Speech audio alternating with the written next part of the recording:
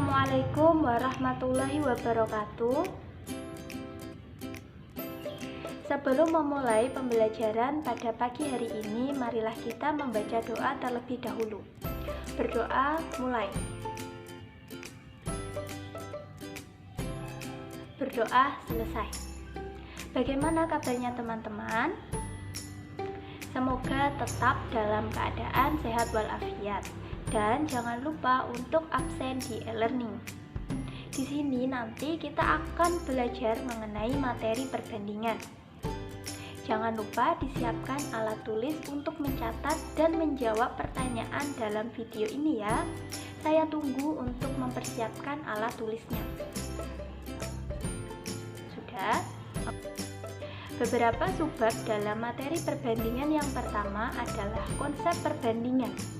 Kemudian definisi perbandingan, skala, perbandingan senilai, dan yang terakhir perbandingan berbalik nilai. So, untuk menguji pemahaman kalian, perhatikan beberapa pertanyaan ini. Pernahkah kamu melihat pohon sawit?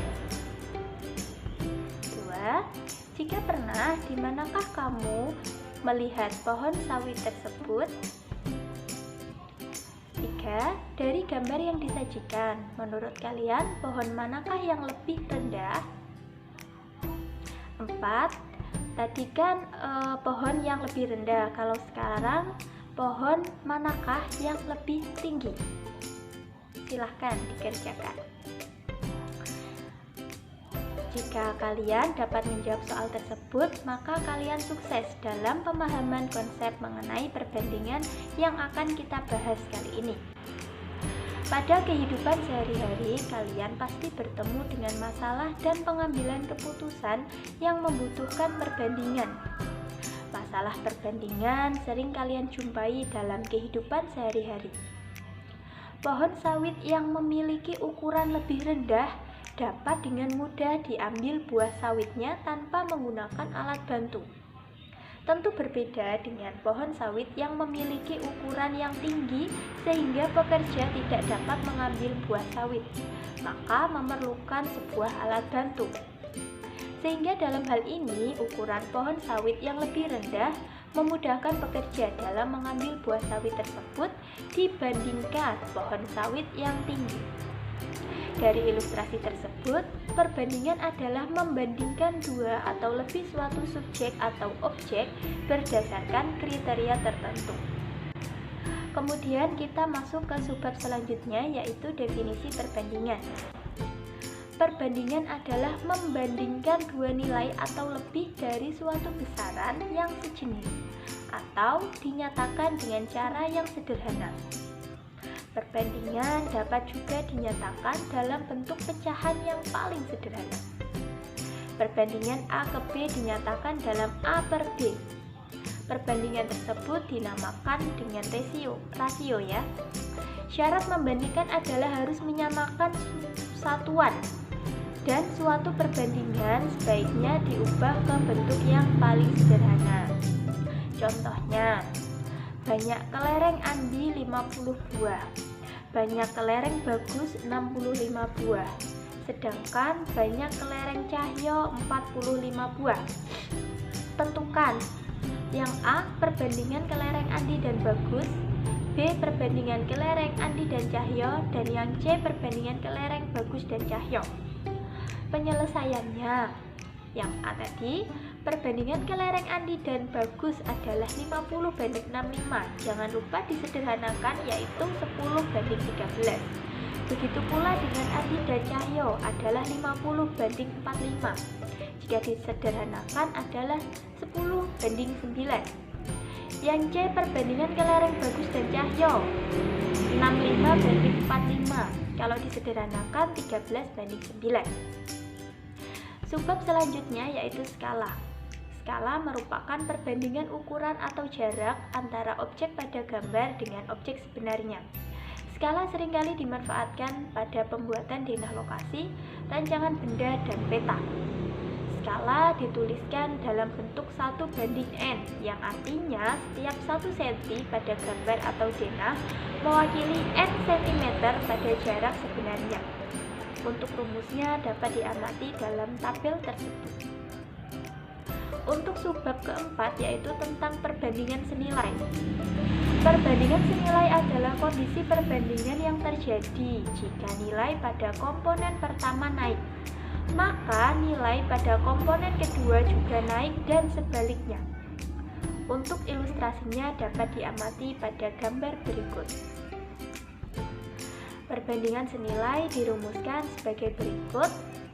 A1 per B1 sama dengan A2 per B2, atau dapat dikalikan silang dengan A2 dikalikan B1 sama dengan B2 dikalikan A1. Pada kolom yang kedua merupakan penjabaran dari rumusan kolom yang pertama.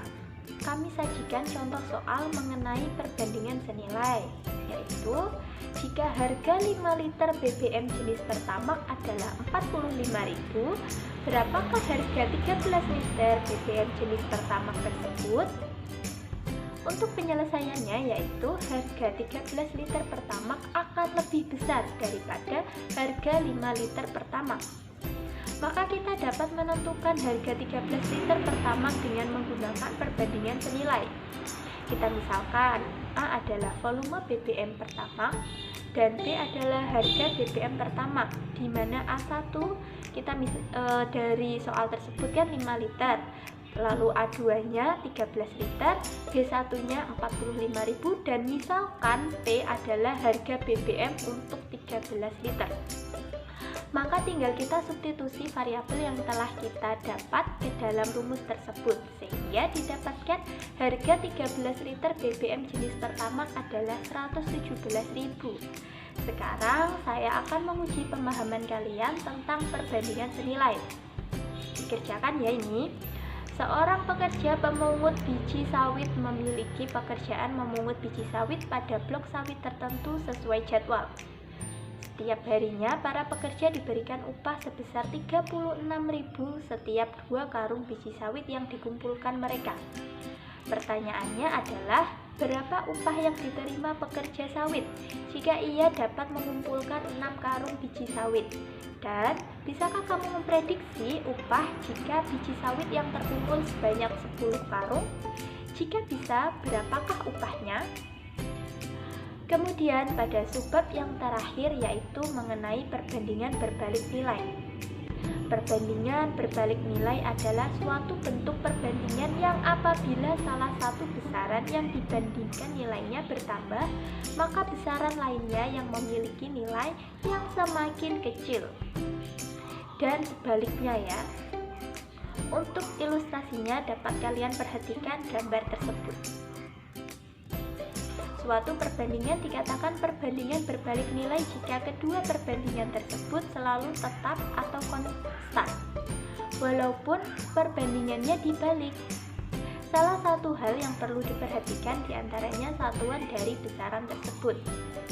Untuk contoh soalnya, suatu hari seorang peternak memiliki 30 ekor domba dan mempunyai persediaan makanan selama 15 hari. Jika peternak itu menjual 5 ekor dombanya, maka berapa hari persediaan makanan akan habis? Nah, untuk penyelesaiannya agar lebih mudah kalian pahami, kalian bisa buat ke dalam tabel seperti di samping. 30 domba dalam waktu 15 hari, sehingga 25 domba caranya yaitu kita misalkan Y ya, Y sama dengan 30 domba dikalikan 15 hari dibagi 25 domba, atau 30 per 25 sama dengan Y per 15. Setelah itu bisa kita dapatkan Y sama dengan 30 kali 15 per 25 adalah 18. Jadi persediaan makanan akan habis selama 18 hari untuk 25 ekor domba. Untuk menguji pemahaman kalian, kerjakan soal berikut. Rara memiliki satu toples coklat koin berisi 200 butir coklat dan coklat koin tersebut akan dibagikan kepada teman-temannya.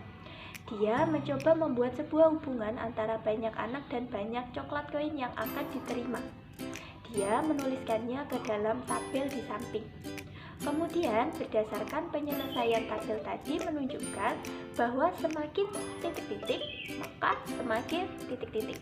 Kalian isi ya. Lalu untuk soal yang terakhir, Mahat IAIN Kediri memiliki persediaan beras dalam jangka waktu 1 bulan untuk 40 anak. Jika penghuni Mahat bertambah 8 santri, maka berapa hari beras tersebut akan habis? Jangan lupa jawaban pertanyaan pada video ini paling lambat dikumpulkan hari Sabtu pukul 23 di Google Form yang telah disediakan pada link deskripsi ya. Alhamdulillah, sekian dari kami. Mohon maaf apabila terdapat salah kata. Wassalamualaikum warahmatullahi wabarakatuh.